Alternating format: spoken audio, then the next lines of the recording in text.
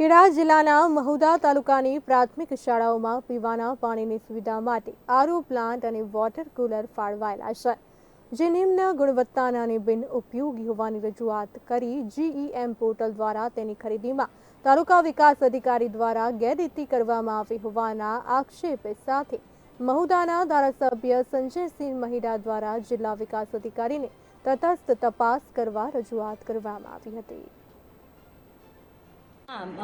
માનનીય ધારાસભ્યશ્રીએ જે આક્ષેપ કર્યો છે એ બાબતે મારે કહેવાનું કે જે આરઓ છે એ એની ખરીદી થયે લગભગ એકાદ વર્ષ જેટલો સમય થઈ ગયો છે અને જે આરઓ છે એ સરકારશ્રીની ખરીદ પ્રક્રિયા જે છે એમાં ખરીદી કરવામાં આવે છે। ખરીદ પ્રક્રિયાની નીતિ એ છે કે તાલુકા લેવલની જ્યારે કોઈ ખરીદી થાય છે તો તાલુકાની TLPC કમિટીમાં એ રજૂ થાય છે। TLPC કમિટીમાં રજૂ થયા બાદ એને DLPC કમિટીમાં રજૂ કરવાની હોય છે, જે જિલ્લાની ડિસ્ટ્રિક્ટ પરચેસ મોનિટરિંગ કમિટી છે।